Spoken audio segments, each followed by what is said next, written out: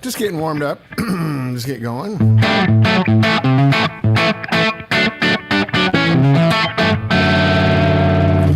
Just kind of listening. I don't have the new power transformer in yet, but it's here in a box, and we're going to open it later on the show. I just realized that we had not played any humbucker guitars through it since I updated the treble circuit and all that stuff.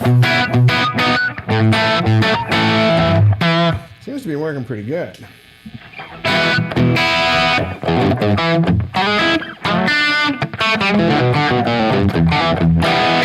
Over here on the more Marshall-y side.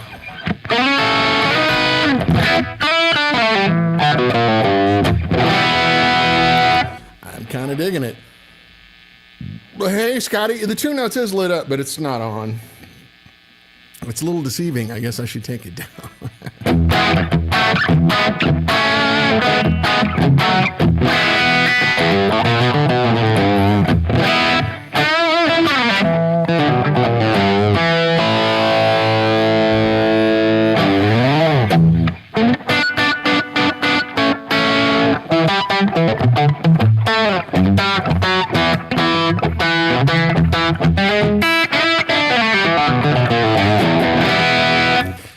Sorry, I'm kind of digging the sound of the amp. I haven't played a humbucker guitar through it since we got the treble thing happening. So, how are you, Scotty? Good to see you, man. Glad you made it.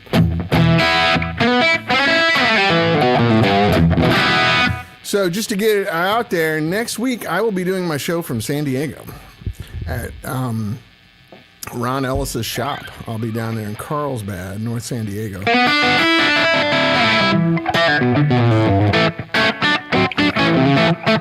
So Ron and I have been friends for a long time, over 20 years. And as you guys know, I'm a huge fan of his pickups. The bonus is that he's the nicest guy in the world, and I want you guys to see that because his products do cost a little more. But when you meet the guy and you see... Oh, cool. Yeah. Let's get that amp sorted out. Scotty, I know we can do it.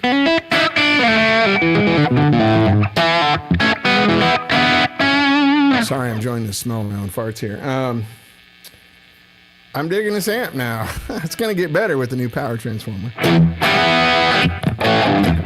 to have a little more body and girth to it. But so anyway, you guys are going to meet Ron, and you're going to really enjoy him because he's just such a nice guy, really bright guy. He used to work at Lawrence Livermore Labs, you know, like where Oppenheimer worked. That level of guy. And he runs a great business. It's a really above board business. Hey, Canute, how are you, buddy? Good evening. It's a really above board business, which is kind of unique. Well, not unique, unusual. It's a better word in our business. He has a nice shop. All of his employees have health insurance and 401k and all that kind of stuff, and they're treated great. And he doesn't do that because he's like an ideologue or something. He does it because he knows it makes better product. He can attract higher quality employees, and he can keep employees for a long time. So what that translates to is a really high quality, consistent product. Which I'm not going to say any names, but that's pretty unusual in our business. Like, that's not really. So it's a calculated.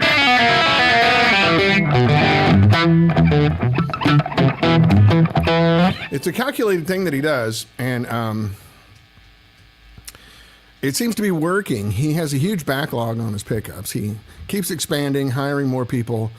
I know it's probably reasonable right now. At one point, he was backlogged 18 months. And he produces a lot of pickups. When you see the shop on Thursday, it's not a little place.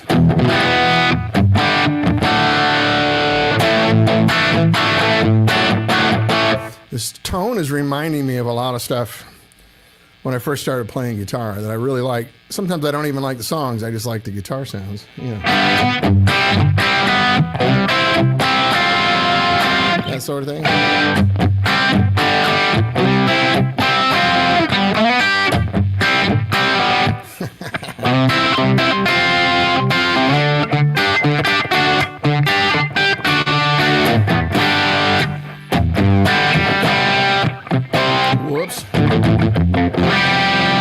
weird chord.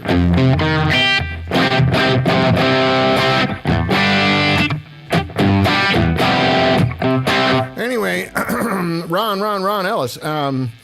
So there's a guitar of mine. We're going to put some more of his pickups in. I don't know if we'll do it on the show or not, but and then the community telly that you guys are familiar with also has Ron's pickups in it, which I should get. Let's do a telly day soon. I'm actually in the middle of building another telly that I'll tell you about. It's not just a Partycaster. It's pretty special. Remember the 51 telly that I had on here, my friend's Telecaster? I'm kind of copying that. And Michael DeTemple donated a piece of really, really old quarter sawn roasted maple for the neck. So we're building a trussless, like the true early tellies, right? That ring like a bell because there's no truss rod in there thing. And then I ordered a really nice roasted ash body from Warma. So now Michael and Chris Fleming and some other guys that are big Telecaster heavyweights are helping me put it all together, and Ron's pickups will be in there as well.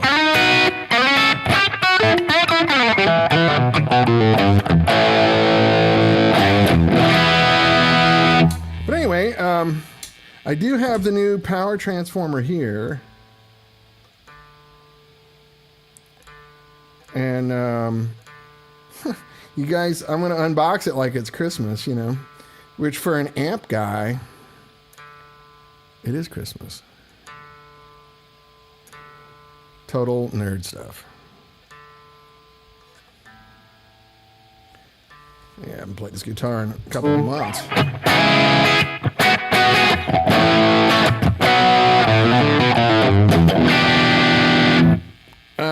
Yeah, Rob, good point. Rob says I work at a, let me turn the comments on here, sorry, so everybody can see them. Let's make them big. There we go. And wide. There we go. Rob says, I work at a French company and have been here for 20 years. Decent pay and benefits make me stay. That's right.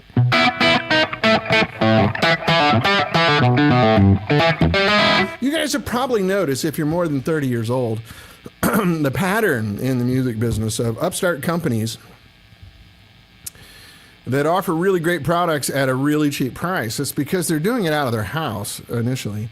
And then when they have to actually get legit, like, you know, rent a shop, get workers' comp insurance, you know, pay into Medicare and you know, all that stuff. Social Security, unemployment. They realize they're really not charging enough for their products because their original business model only accounted for them. And that makes sense. And I went through the same thing here. Like when we first made amps in the back of the house.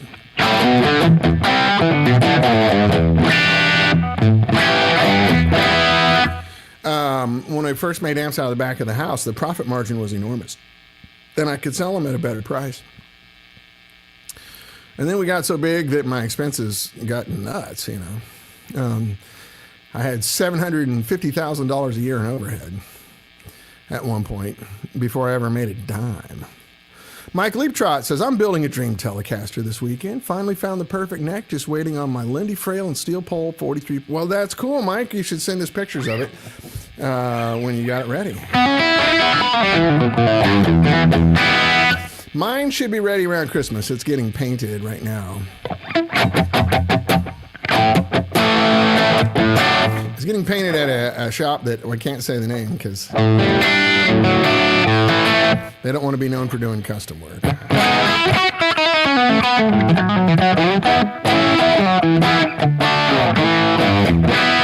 Let's go dirty. Now, this is an open chassis, so it makes noise when I go to the higher. I mean, there's no shielding whatsoever. And I'm on a metal rack.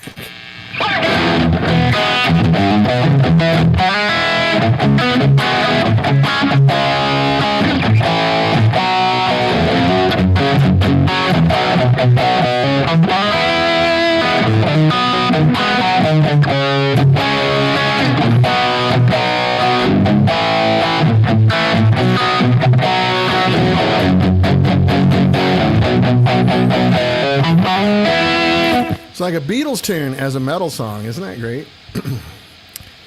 That's It Won't Be Long Now. Every day when everybody has gone. How's it go?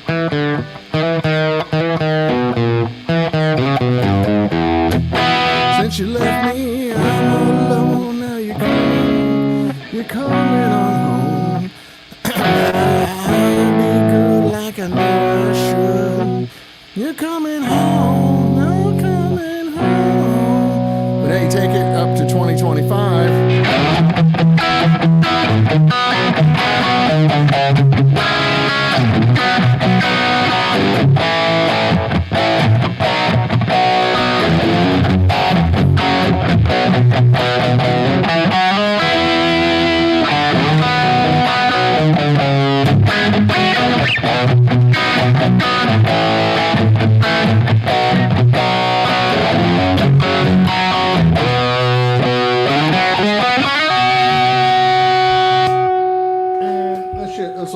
Foot switch, of course. Hey, Randy Krath, how are you, buddy? Hope you're well too, man.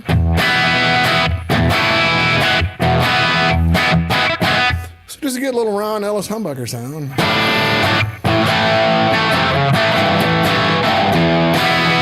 I think this is what he called a Betty, and then my neck pickup is a Leroy Parnell, or I have it backwards. So my neck pickup. Hi, Arturo. Thank you. I'm glad you like it.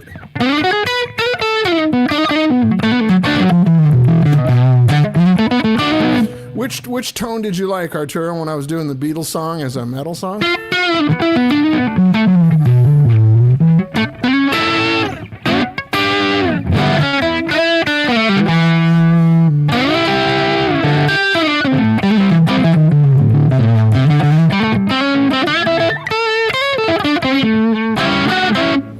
I could play blues like Scotty Bratcher does.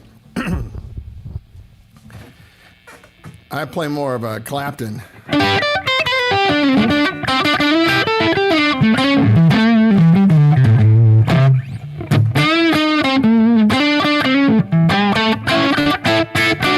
Oh, the Beatles tune. Yeah, man. I'll give you some more of that here in a second.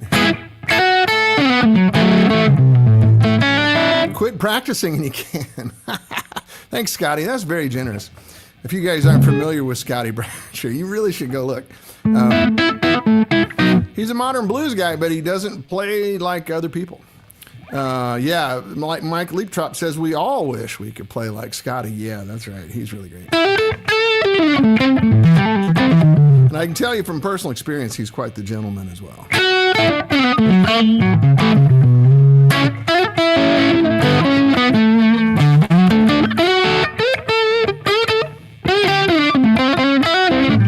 Actually, Scotty, what I need to do is play in a band. You know, there's another gear you hit when you're on stage. I mean, you can't hit it at home. It's like an overdrive switch. I play so lazy and sloppy at home. What's funny is, like, my friends, when we actually do get up on stage and play, they go, damn, what got into you? I'm like, what are you talking about? Like, I just play differently. I'm like, yeah, well, thanks.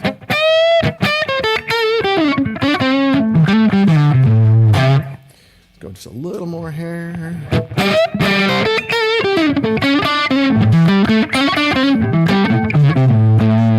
Yeah, I dig that. This amp's coming along. We'll go over to the Marshall-y side.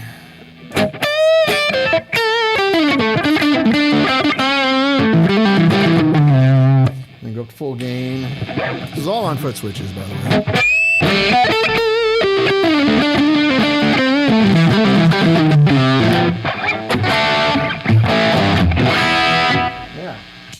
Yeah, it's getting there, isn't it?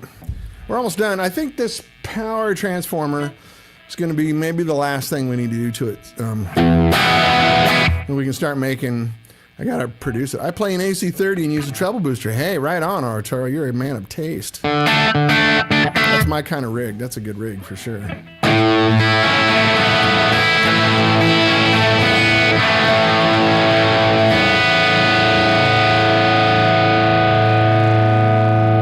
Maybe a little too much guitar for that song, but you get the idea.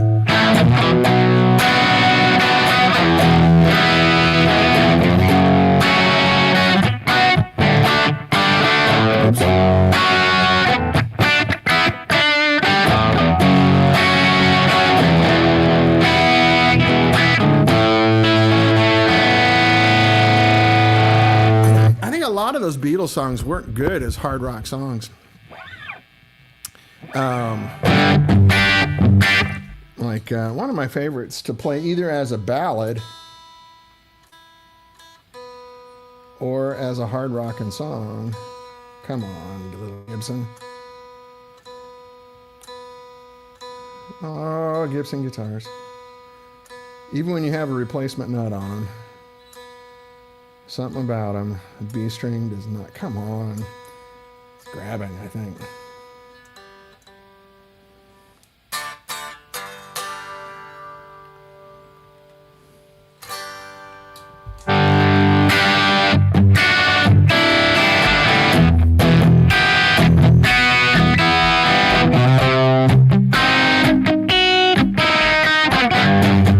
Let's heat that up. It's fun as a hard rockin' song. Well, you think you've lost your love?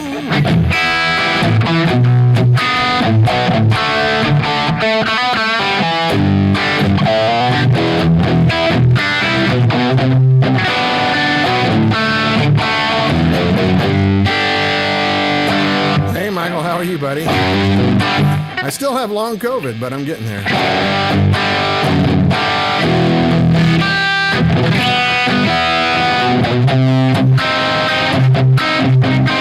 Yeah, Michael, I grew up listening to 60s music, which is still arguably my favorite, and started playing guitar in the 70s and then gigged in the 80s, and I like some other stuff, right? Looks like she loves you, and you know I can't be bad.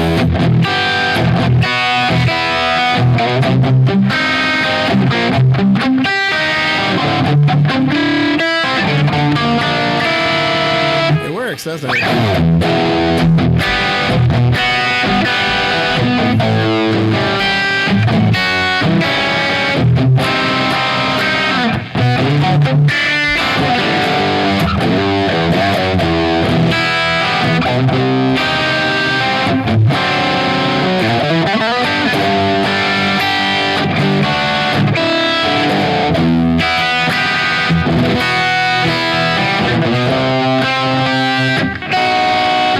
Dissonance right here is what makes it work.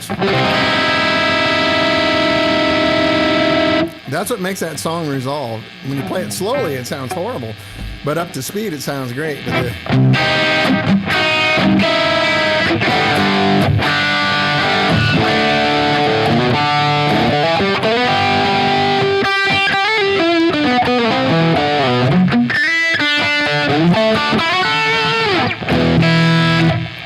Back it down a little bit.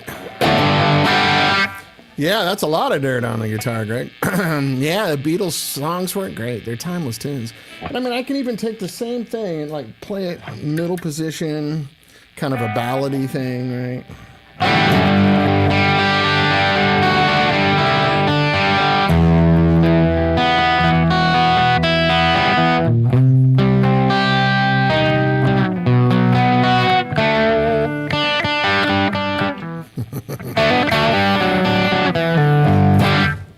You've lost your love. I saw her yesterday. It's you she's thinking of, and she told me what to say.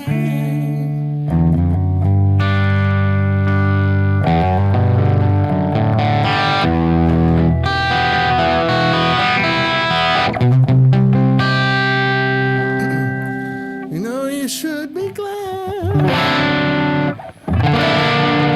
Oh, augmented 5 on the D chord.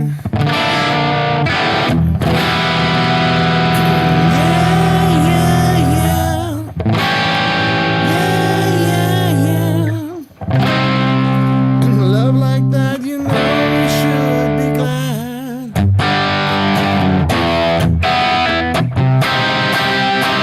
You know you should. can't sing. Don't judge me. Be glad. Anyway, good humbucker sounds here.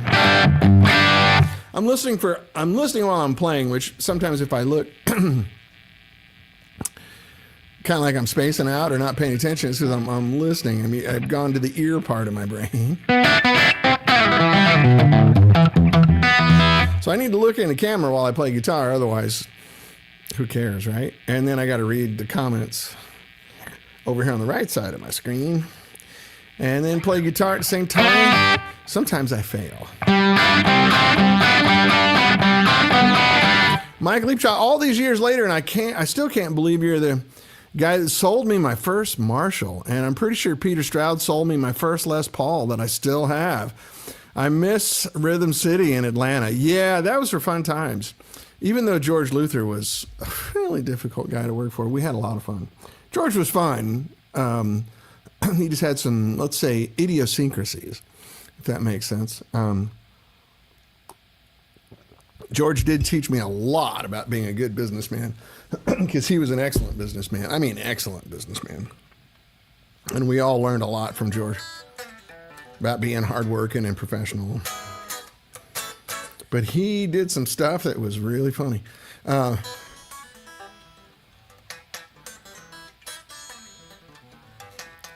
Oh, thanks, Greg. I'm kind of a Beatles queer. I don't know them all. I know quite a few, at least the guitar ones. I used to play in a Beatle jam band for a few years, like 20 years ago, 15 years ago. I did for about 4 or 5 years. So I had to learn some stuff. And I learned I was playing stuff wrong, too, from these guys. They're really good. It was my friend Jim Elliott who owns a prop house named History for Hire. So if you ever watched a music movie, historical music movie, all the stuff came from Jim's prop house. You know, all these music movies that you've seen. Oh, you met Jim when he sold it all off, or you met George. Yeah, George Luther. Yeah, George a character. Hey, no, listen to me, damn it. Anyway, so when we would do Beatle night over at, yeah, I'm behind George. I mean, Mike, sorry. When we do Beatle night over at History for Hire, Jim would send us an email and say, what stage setup do you want to use from the Beatles? And it would be like 64 tour, 65 tour, 66 tour, Abbey Road rooftop, you know, stuff like that. Or it was some television show setup, and he had all the gear and the drum sets and the microphones and the PA system and everything. Like we would sing through Shure Vocal Masters, you know, playing through the correct era AC, you know, 50s, usually AC 30s and AC 50s. And we could bring our own guitars, but he had the correct guitars too. So we kind of went deep on that. Those guys are all older than me. So when I was doing it, so I'm 60 now. When we did it, I was 40.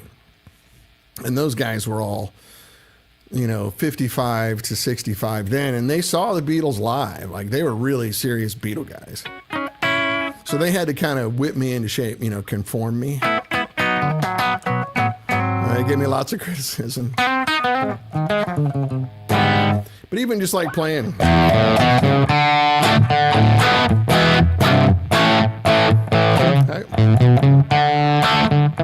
How's it go?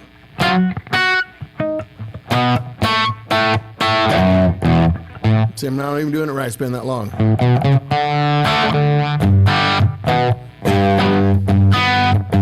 There it is.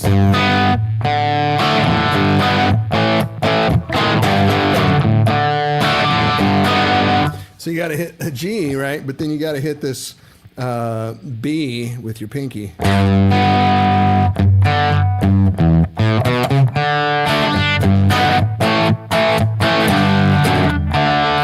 Anyway, so I'm playing that through a Rickenbacker or a Gretsch through a old box amp, and it's great. It really worked. You guys want to open up a transformer?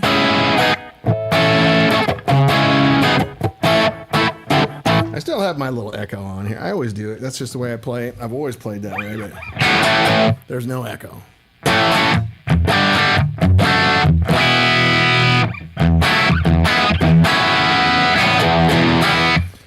hear a little dirty, low gain on the dirtier side. That little Marshall quack, quack, quack, quack.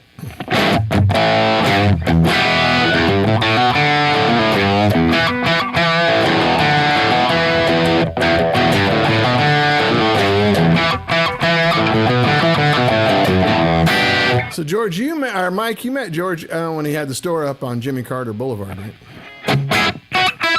Peter and I met you at the Buckhead store, Pace's Ferry. What you ought to do, Mike, is look, there's a Facebook group here of ex-Rhythm City employees where they just tell George stories and funny stories of things that happened at the store, which were numerous. I mean, there's the big famous ones where like George drove his Corvette through the front door and into the display counters by accident. George just liked to make weird bets, right? So one day is bored, Tuesday or something, and he sat around with the managers going, I bet my Corvette will fit through that door. And they went, you're out of your mind, George. Shut up. Like, why would you do that? He goes, no, seriously, let's make a bet. Anyway, so he drove. Oh, yeah, Michael, it's an open chassis. It's sitting out in the open air on a steel rack, so yeah, there's a little bit of floor noise for sure. I turned my guitar down, it goes away. But so George took his Corvette and pulled it up on the sidewalk and had to kind of gun it to get over the ledge into the store, and he hit it too hard, and the car went right into the display cabinets in the front of the store. This place was nuts. It was so crazy.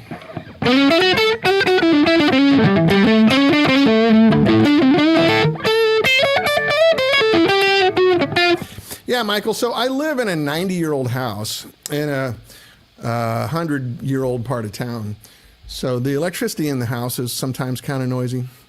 And I've got a bunch of lights on that you can't see. 1, 2, 3, 4, 5, 6. And then some side lights on in the house. So this chassis has no shielding whatsoever. It's just wide open. So if I lock this chassis down, it'll be dead quiet. The other thing, like we did at Rhythm City. And I like that sound.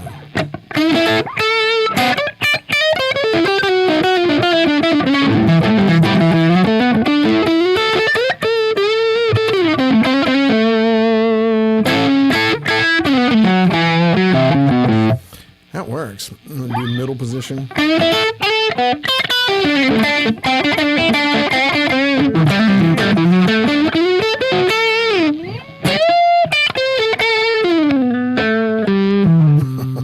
Great lick.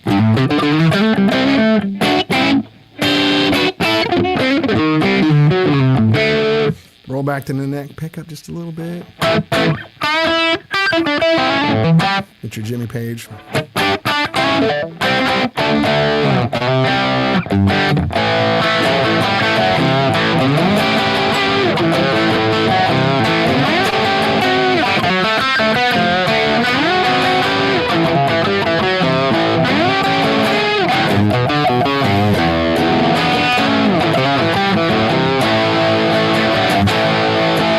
Didn't really play that right, but you get the idea.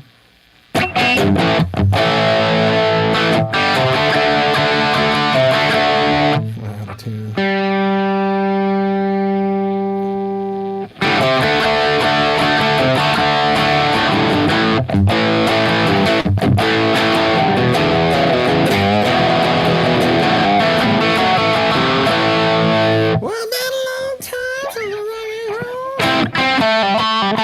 Yeah, that's kind of it, isn't it?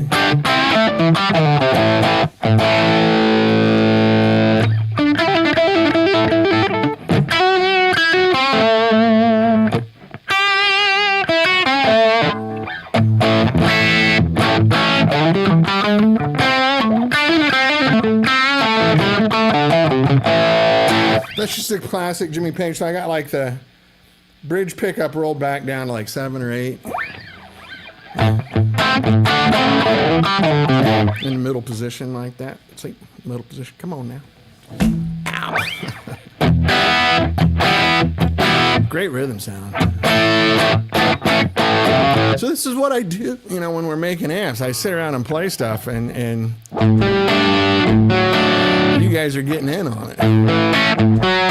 Might not be the most entertaining hour you've ever spent, but you're hearing it come along. So at this point, what I'm listening for is bad behaviors. I'm getting the nice harmonic content that I want. I mean, that's clean. I'm hearing all the notes. There's no warbling or oscillation in between things.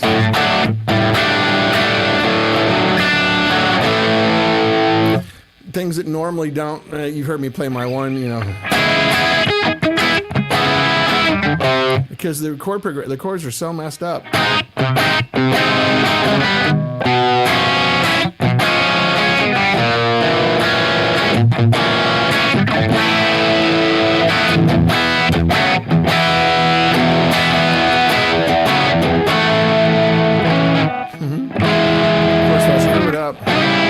Hell's Bells. Man, I gotta remember how to play that song, Mike. You brought that up before, haven't you?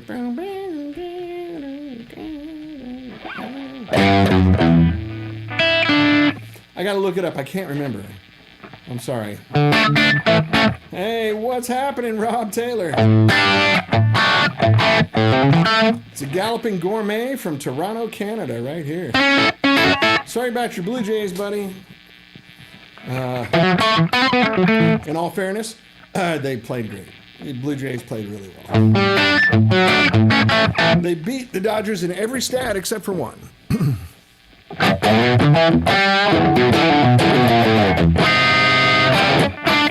This is probably when the Blue Jays lose oh, yeah. Jerry, that's a good comment. I like that.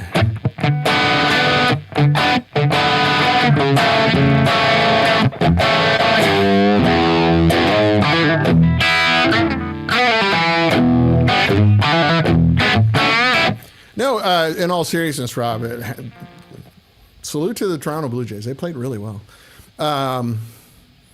They're, I think, like Canadians, a little too polite.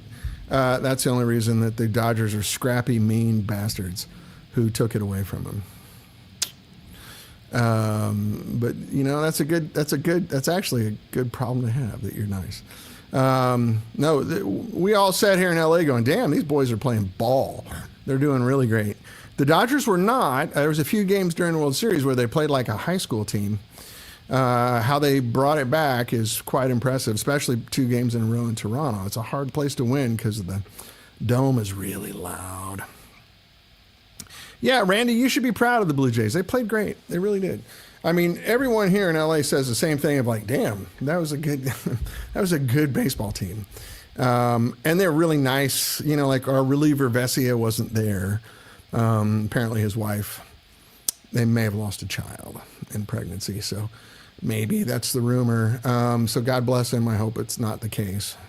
But like all the Blue Jays relievers put his number, they stitched his number into his hat. They're nice. They're really nice guys. They're gentlemen. I watched Otani and Guerrero Jr.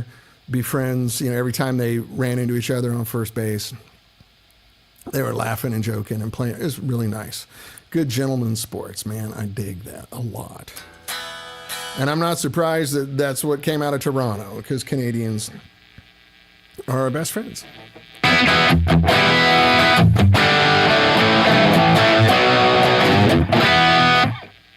I'm digging the sound, but I got to turn it off here in a minute.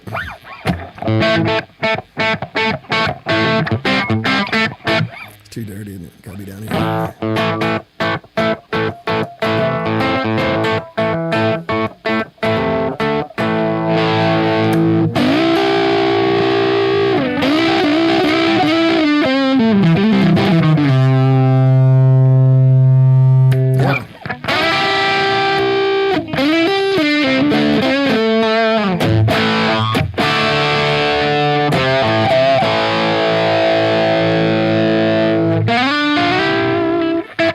That's another old AC/DC song, isn't it, Mike?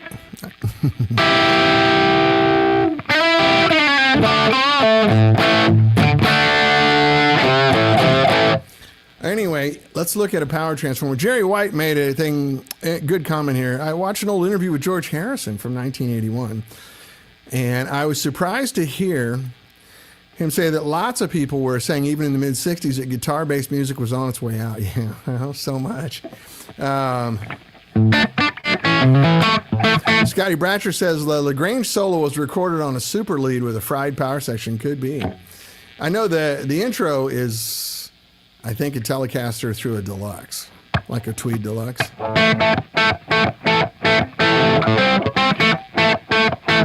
That's just way too dirty. Anyway, you get the idea. Let me go back here.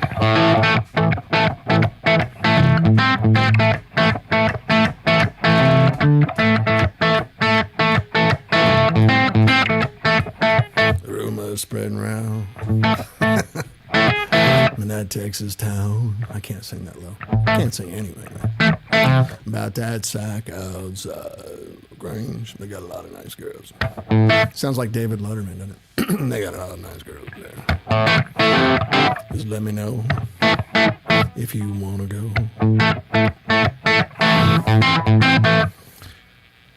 Yeah.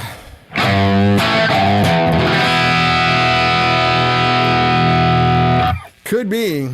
That's just what I've heard. I don't know.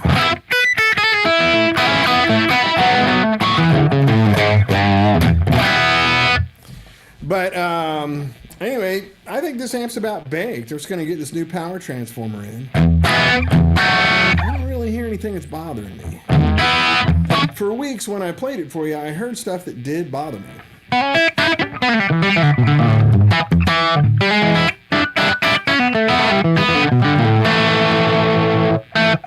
God, come on, guitar. What's happening here? Yeah, my nut's grabbing. The G was way sharp. I need the nut sauce and a file.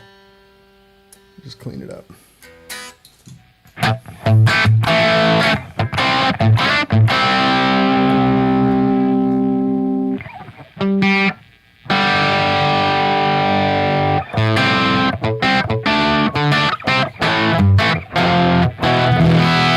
Anyway, excuse me. My goodness. And it works on low power, great. Let's put this guitar up. And let's open up a box of Transformer. Hold on one sec. I'm going to set this over here. I'm out of guitar rack space. I got to get another guitar rack out of the garage.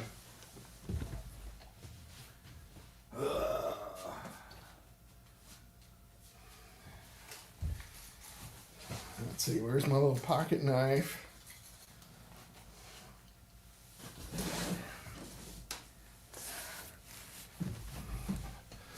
Okay.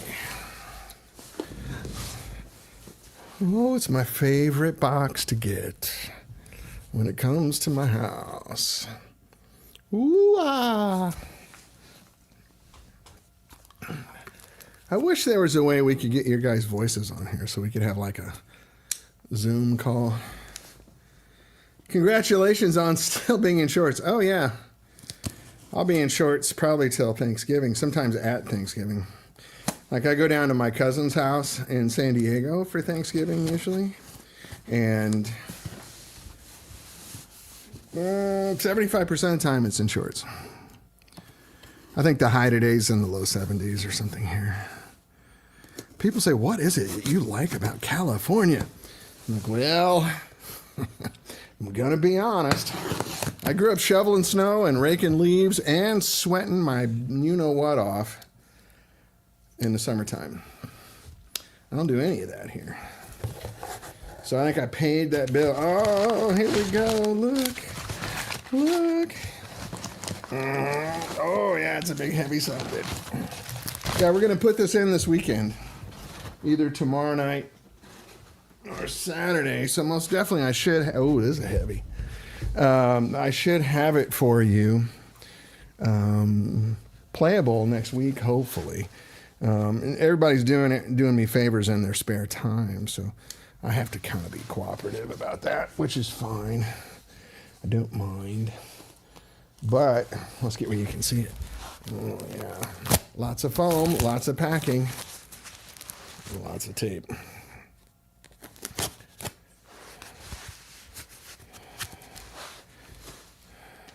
So it's going to snow there Sunday, Scotty? I'm sorry, man. I'm so sorry. I know my family's getting it soon, too, in Missouri. We're probably a week behind you or 2 weeks behind you at the most. Oh, it's a lot of foam packing. I got a whole mile of it here. Let's see what it looks like. It feels very heavy. Which I know everybody wants light amplifiers, but you gotta pick your. Oh yeah. Danny Likey. Oh yeah, this thing has some meat. Absolute meat. Oh yeah. Oh yeah, that's gonna be good. So that's gonna sit right up there. And then this is slower profile on the top, so I can put this back into a cabinet. Right now, this transformer's too tall. It doesn't fit in the cabinet. So here you go. Check it out. Pacific. Look at that stack. Spank it like a new baby. Yeah, that's going to work. That is going to work. This is basically the power transformer from a train wreck. Only we got a lot more taps on it, so we can run it at lower voltages. But that big stack, man, this thing's heavy. I can get a nice workout with it. Wow. You can see the stack is 30% deeper than the other one here. Even though it's not as tall, it's wider stack. So that creates a different behavior set, you know, which is what we're looking for. And I got the wires kind of routed weird. We'll see how that goes. But we can change that. So anyway, look for this coming up soon. And yeah, a lot of the wires, yeah, it can just all go right here. That's fine. So, yeah, is it cold where you guys are? Living in LA, you kind of get a little, you forget that everybody else has cold weather. So anyway, there you go, fellas. New power transformer Thursday. Woo! Oprah's like, you get a car and you get a car and you get a car. So anyway, again, I want to say it again next week. Next Thursday, I will be down in San Diego, so I will not be playing this amp next week. I am going to be at Ron Ellis's shop in San Diego, Carlsbad, San Diego, to be exact. Let me get this stuff out of the way. I threw all the packing on the floor. Now I can't move my chair. I'm like a little kid at Christmas. Give me. So yeah, Ron and I are going to hang out. I'd like for you guys to get to know Ron. He's a really good friend of mine. We've been doing business together for a long time, but we've become really good friends. And I think you'll get a kick out of talking to him. He's such a nice dude, you know. He's one of those people that are so nice, you walk away going, hey, I learned how to be nicer today. Which I like to surround myself with people like that. One of my quests in my entire life is to be a better and better, nicer person. So anyway, so yeah, let's turn this off. So I look forward, and you guys come armed with questions for Ron. And I know there's a lot of people that really have a problem with his pricing. Bring it. Talk to him about it. He will explain it to you. I can explain it to you the best that I know how, which is there's two elements to it. One of which is I don't know anyone that's done more research than he has into figuring out what makes pickups what they are. Not only does he... So at his job at Livermore Labs, you know, he's like a nuclear physicist or something. He had access to a spectral analysis machine, so he could take old pickups and put it in there and tell you exactly what was in there. So like when people say, oh, these are Alnico 2, well, what does that mean? How much aluminum, how much nickel, how much cobalt? how much carbon contamination is in the magnet, because all of those things make a difference. Same with the wire. He was able to analyze the original wire back then, which is very different than modern wire. Now, he doesn't use vintage wire, but he knows how to offset his recipe to create the same exact behavior. Same with the magnets. He can now take modern magnets and change his recipe around, you know, gaussing and degaussing and doing all these things to magnets to get it where it's acting like the old pickup. So what a lot of people do is they build a new version of the old pickup, and it doesn't sound the same. It's different components. Also, it doesn't have 60, 70 years of age on them. So Ron can do all that, and he gets it correct. But he spent a lot of time and money, you know, doing that, researching that. And then, like I said earlier, he runs a really class shop. Like you're going to see, well, I'm going to take my good camera down, and we'll walk around his shop, and you'll see. And he treats his employees great. You know, they have great working conditions. They get health insurance. They get paid vacation. Things that are pretty unusual in the music business. 19 out of 20 people in the music business don't give their employees anything other than an opportunity to work on the clock. And they keep costs down that way, which I know a lot of people are just cost driven, and that's totally cool. Yeah, that's right, Michael. There's all sorts of elements with pickups. You can't put good pickups in a shitty guitar and turn it into a good guitar. But you can take an average guitar and put really nice pickups in it and really improve it. You can take a good guitar and make it an amazing guitar with good pickups. There's a lot of elements. I'm a big proponent of what happens between the saddles and the nut. Like, I spend a lot of money on the nuts on my guitar, even though they grab. But part of the reason they do that is because they're made out of fossilized mastodon ivory, which you have to maintain.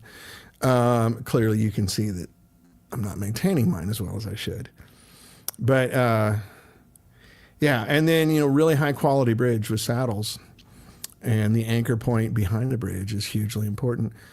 Just to get the strings ringing, you know, and then if they're ringing correctly, then the good pickups will really jump, you know. So one of the things I'm going to do, Ron, ended up with a really nice Epiphone Casino.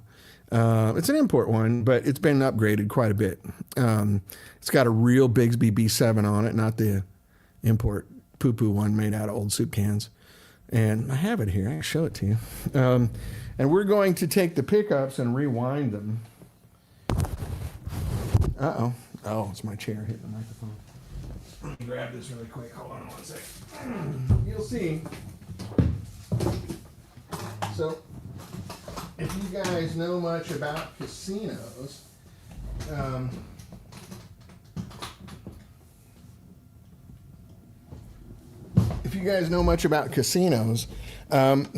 spacing is not normal on the pickups. So if that's just acoustically, you can tell the guitar rings really well. And it's got a real B7 on there. So this is the setup that George Harrison had with his Casino. I've got a Faber bridge I'm going to put on it. And then I have the other dealio here for the bar. So anyway, we're going to take these pickups out. And just for spacing, we're gonna save the bobbin, but put new screws, new magnets, rewind it, and it'll use these pickup covers, so it'll look dead stock. But the guitar rings. That's just acoustically. I'm not plugged in. Right? It's just with my vocal mic. And I'm going to upgrade the nut also. And then I like I say, I have the Faber bridge I'm going to put on here, which should increase the resonance of the guitar a lot. Michael Branson, Resonant Frequency.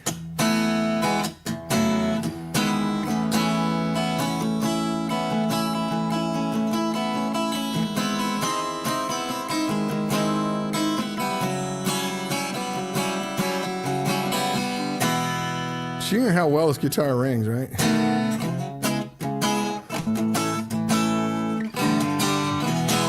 So I think by the time I finish doing my neurotic duty that I do, also this Bigsby has the Callahan bar in it. Callahan makes replacement parts for Bigsby that really upgrades them. And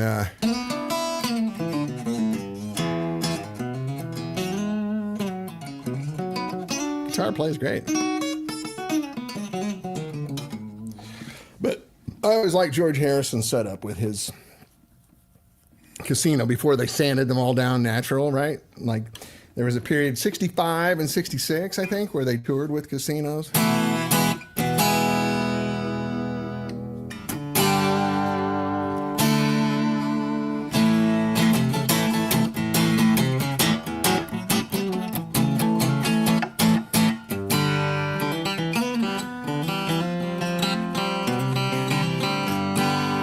Yeah, so the Callahan bar, Scotty, makes it a lot easier if you're familiar with it.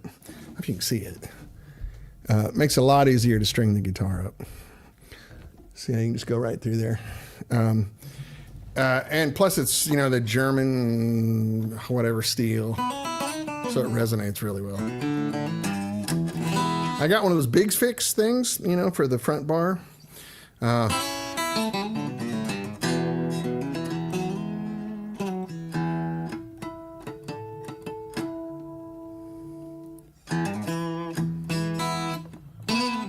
Anyway, this is kind of finish out my Beatle guitar collection, short of a 12-string, which I bought a Rickenbacker 12-string like 5 times in my life, and I play them for 2 weeks ago. Why did I spend money on this guitar? I never play it. I sit around and play Birds and Beatles songs for like 30 minutes, and then go, okay. Then when I restring it, I'm like, God, this guitar drives me nuts. It's a lot. But anyway, Casino in process, and so as soon as I got this amp done, and we're gonna do several versions of this amp. This is the 6L6 version. We're gonna do EL34s, probably 4 6V6s. I need to have Vocabulary Guitar A to test it with, also to show it to you guys. My main sales avenue is going to be this, only not from my office at home.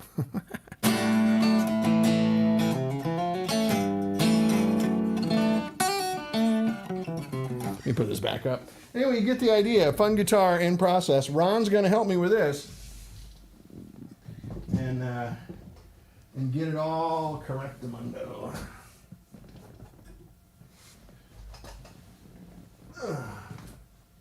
Excuse me, pardon me.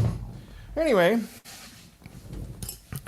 so you guys will be excited to meet Ron next week. I'm excited to go see him. Plus, it's down in San Diego, which, man, every time I go to San Diego, I'm like, why don't I live here? It's so nice down there, and the people are really nice. And it's like being in Hawaii. If you've ever been to Hawaii, that's San Diego. Like, people in San Diego go, really? Go to Hawaii? Why? I can just drive over here to Mission Beach or Pacific Beach. It looks exactly the same. It does. I'm not kidding. Like, I've been to Hawaii. It's like San Diego. It's great. And I can't wear this Dodgers shirt down there. They'll all get strung from a tree, I think. But hey, it's my Mookie Betts. Mookie Betts, number 50, Mookie Betts. Mookie's my guy. I even like Mookie when he played for Boston. Anyway, I don't want to get into a baseball chat. Anyway, man, it's getting late. Do you guys have anything on your mind? Anything you want to talk about? I use my big radio voice here close to the microphone. It's 12:54 at 98.5 KFMZ in Columbia, Missouri. I know there's a lag here, so sometimes I just sit and go, hey, how you doing? I got an intentional lag set up here. Hasn't happened in a long time, but there used to be people that jump on and want to say political stuff. And I ain't doing that. I ain't doing. There's enough division in the world. You know what I'd like to mention for a moment? Not to be preachy again, but so, you know, people aren't getting their SNAP benefits. So if you have a food pantry in your town, drive by it today. Google, like, food pantry near me. Drive by there today. You're going to be stunned. the amount of people outside waiting for food is ridiculous. There's lines around the block now. So my wife and I have decided that every time we go grocery shopping, we're just going to spend a little extra money, like $20. It's not really spending extra money. We're just not buying things that we consider optional. So that we can take $20 out of our grocery budget every 4 days, 5 days, however often I go to the store.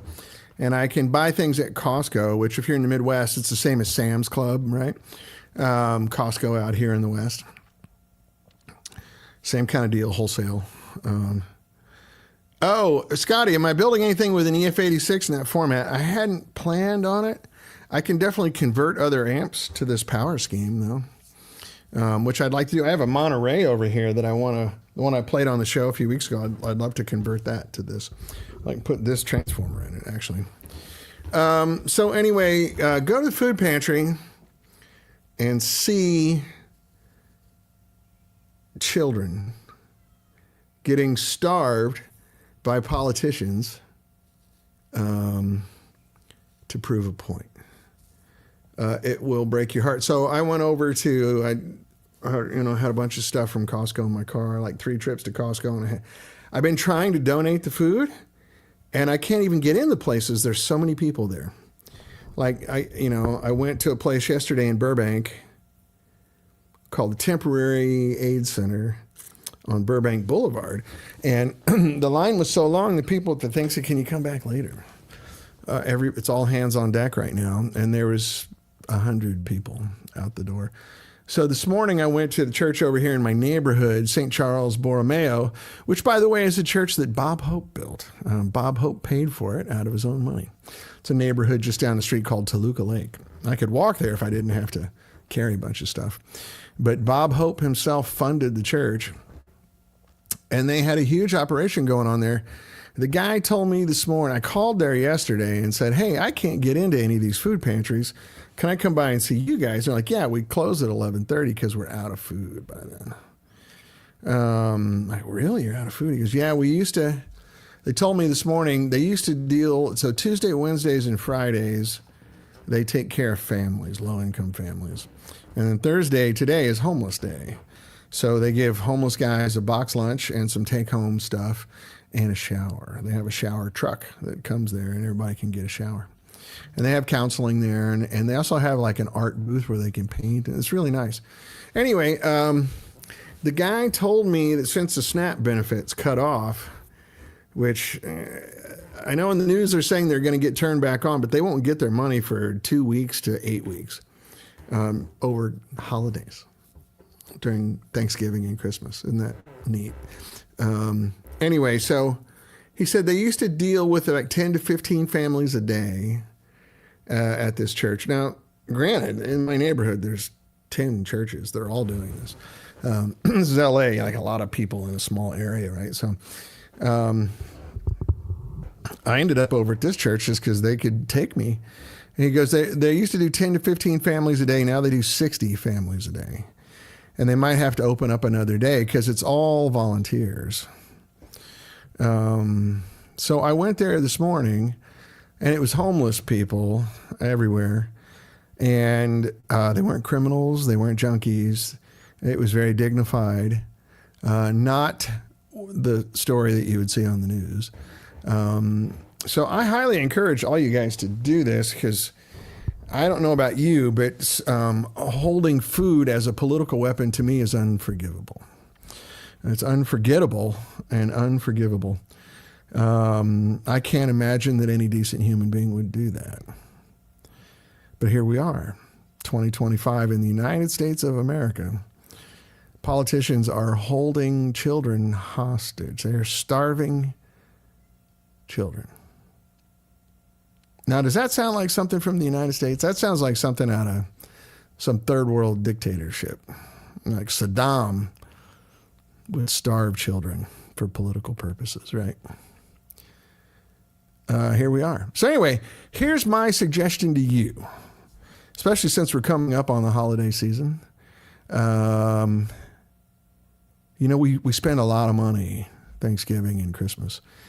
a lot of the stuff is optional. You can still get your family tons of presents, and you can still have a magnificent Viking feast at Thanksgiving but just carve out a little bit of your money to take some food to these food pantries. So I took, like, at Costco, you can get a 12-pack of green beans for $8, And then a 12-pack of pinto beans and black beans. So I had 3 kinds of beans. And then they have this canned chicken. That's apparently really popular. So a 6-pack of canned chicken's like $11. So I had 3 of those, and I had 3 sets of beans. And it's a modest donation, but it's feed a lot of people. Might keep a child alive. Baby food is a big thing they need. Formula, diapers. And so, I think the federal judge said that Trump's administration said they're going to just cut the SNAP back by 35% instead of 50%. Yay, right? Bullshit. But anyway, turning that machine back on once it's been stopped is not instant. So it's EBT, right? They call it SNAP, Supplemental Nutrition Assistance Program, SNAP. They get what looks like a Visa card. And it gets charged up by the government. You get credit on your Visa card every month. And it's usually about $190 per person per month, which is not luxurious at all. It's not. Maybe in some parts of the country, that's enough to buy groceries for one person for a month. It's not here in Los Angeles. Excuse me. Not in San Francisco, not in San Diego, not in Phoenix, not in Dallas, not in Atlanta, not in St. Louis, not in Kansas City, not in Chicago, not in New York, not in Boston, not in Miami, not in Seattle, not in Portland. You get where I'm going, right? So it's really no effort, man. I mean, like, you go shopping anyway. So like, I was at Costco and I thought, maybe I'll get this. They make this little thing. It's like pre-made sushi plate. And it's just perfect for, like, my wife and I. It's like $16. And I went, you know what? I don't need that today. I can go to the other aisle and get nice stuff and take it to the food pantry. And so I went there. Again, it's a pretty modest donation. Like, they have a huge operation. Like, the kitchen's bigger than this room. And the storeroom is crazy. They have walk-in coolers and freezers. Like, it's a full-on charity organization over there at that church. They have fully staffed, They have a clothing store. They have a supply store if you need shampoo and soap and, all those sorts of things. They have toothbrushes, socks, things that everybody needs, right? They had it all there, and it was a very modest donation, but they were very grateful, and I got a nice tour. If you live here in Los Angeles and you want to go check it out, I'll be happy to go with you if you want to go over there. It's St. Charles Borromeo Church on Moore Park in Toluca Lake, which is the posh part of Burbank, right? It's the Beverly Hills of Burbank. So anyway, that's enough of my ranting, but we're heading, what's Thanksgiving, 2 weeks, 2 or 3 weeks? And if you could imagine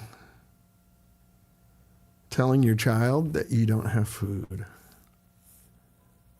And you guys have children? Anyway, I know this is boring, and you guys are up half here going, oh, fuck, here he goes again.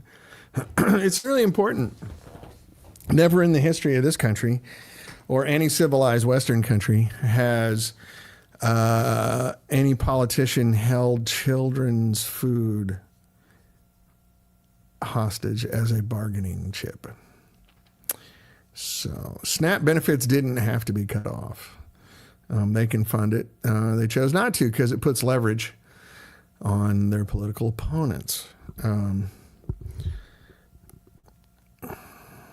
I don't know how you feel about that, but I have very strong feelings about it.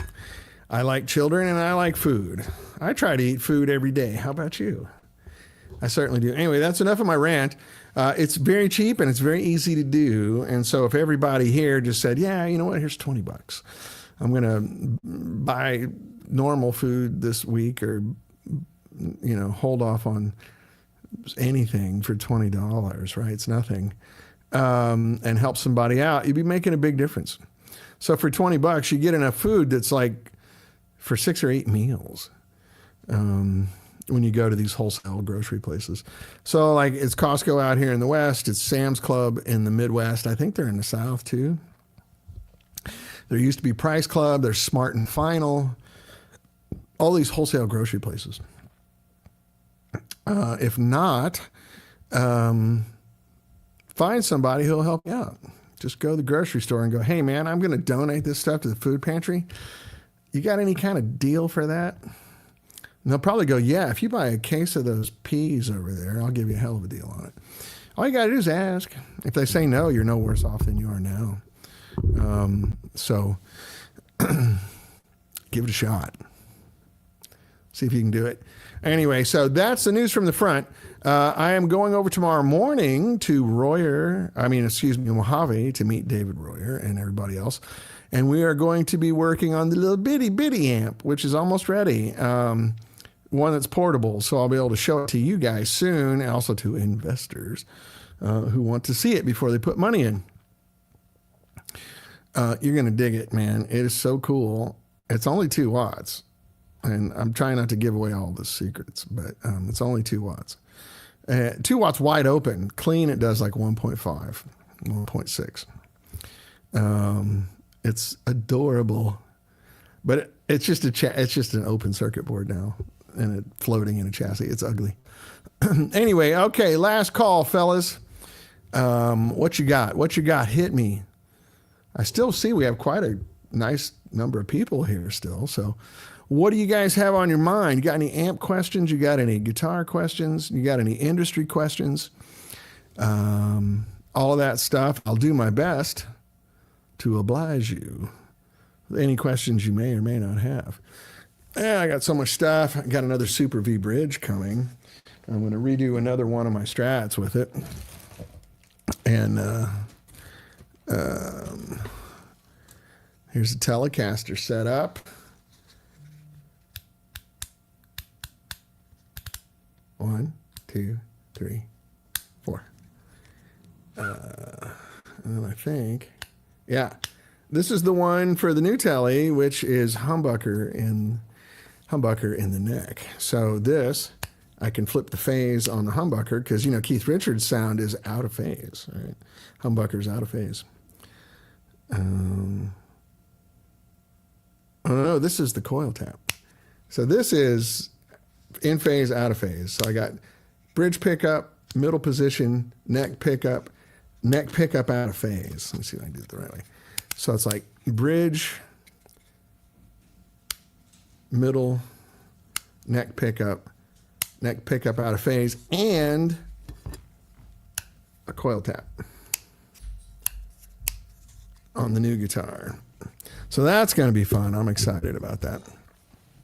And I've got all sorts of parts laying around here. I got to sort all this nonsense out before this is done. I got shit everywhere. What is that? I don't know. Anyway, so Oswald Bates, I heard car amps say that they get their transformers here in Chicago. Who's making transformers in Chicago? So there used to be a company in Chicago called Magnetic Components. And we use them quite a bit. What's this one? Fender Musical Instruments. We use them quite a bit. I thought they went out of business. But they might have, they made great transformers. They were in our Redline amps. The other thing that's close to you is in Ohio is Habor. Or are they in Michigan? I think they're in Michigan. They're either in Detroit or they're in Ohio. They make really good transformers as well. The problem with transformers is shipping, right? Because they weigh a lot. So Yeah, I know Steve Carr makes good stuff. I'm sure it's all really good. I just don't know what it is to be honest with you. I'm sure if you asked him, he would tell you. And Steve's a very nice person. I've talked to him a few times. It's been a long time since I have talked to him, but my experience was really good. Yeah, I got a bunch of Telecaster parts here, making the community telly, and then now this one inspired by the 51. Oh yeah, look at that. Fender genuine parts. Look at that. I don't think I'm going to use that one. I think I'm going to use the one from Mark Rudders. Doug Campbell, 4-way with series position is a cool sound. I also like to reverse the control plate. Yeah, you know what I do too? Speaking of control plate, this is what I ordered from Mark Rudders. See how the switch is at an angle?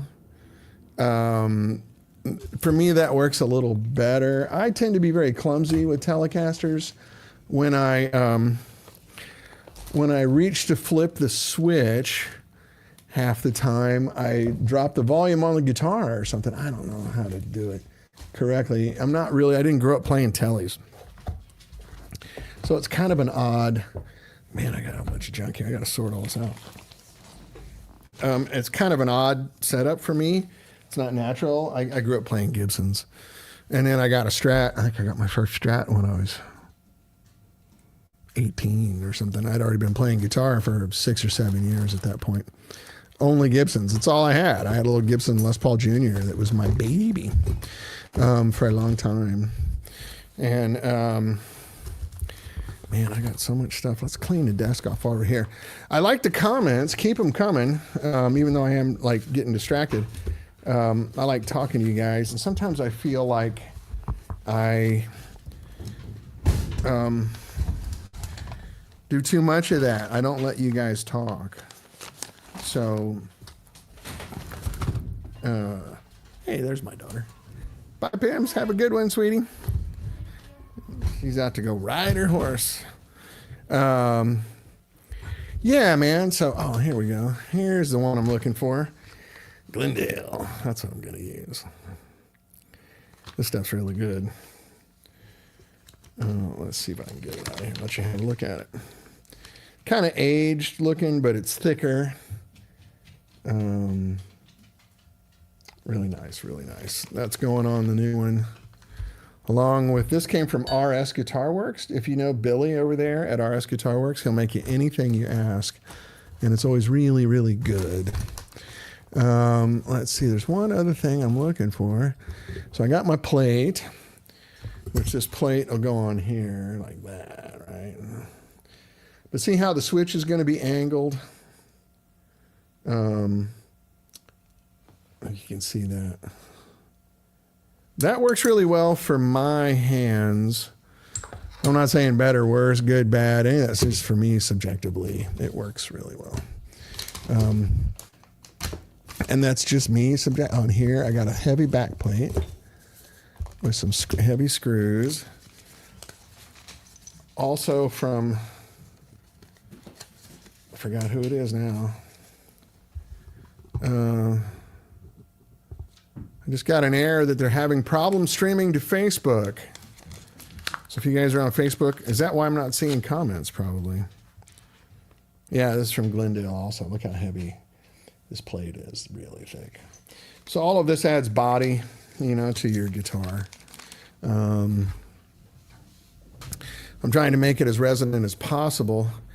Yeah, I'm still getting an error on Facebook. So if you're having trouble streaming, there may be an issue on Facebook. And it's possible the stream was ended or deleted on Facebook. So if anybody on Facebook still there? I see some viewers dropped off. I bet Facebook screwed up. That's neat. It's still on the 65 amps page, and it's still on the Lunch with Dan Boole page, and it's also on YouTube. Both of my YouTube channels, it's still streaming there. So I don't know what's happening. Anyway, I should probably go. Well, thanks, Doug Campbell. Thanks, Oswald. Thanks, Scotty, Michael. All you guys that showed up today, I appreciate it. I appreciate the comments and the questions. Randy Kreth, I hope you're well. Rob Taylor, Good to hear from you, man. My best to everybody in Toronto. Know that everyone here in Los Angeles really respects those Blue Jays. And we had a good time playing with you, and we look forward to going back to the Rogers Arena. Anyway, you guys are great. I'll see you next week from San Diego with Ron Ellis. And then the week after that, we'll be playing the new guy. And it should sound noticeably a little more grunt, a little more shoulders to it. So yeah, Mike Leaptrop, Greg Kaler, who else? Arturo Crispy, thank you. Lots of good comments today. I appreciate that. Sir Rob Price, thank you, Canute. Scotty, thanks for hanging out, man. I look forward to talking soon. All right, you guys. Thank you, Jerry White. Yeah, I appreciate that. Your comment was good. Come back next week. So seriously, guys, read up on Ron Ellis. If you have any questions for him, good or bad, like, bring it. Ron is a very grown-up, smart guy who can handle all this like a gentleman. Trust me, he'll be as nice as can be, and he'll explain to you what's up. And I think you'll get it, and you'll go, oh, okay, I see. The one thing that Ron always talks about, and it's true, I have probably $1,000 worth of humbucker pickups in my desk here that I spent trying to chase good tone. And I got Ron's humbuckers in my guitar 2012, 2010, maybe. Yeah, 2010.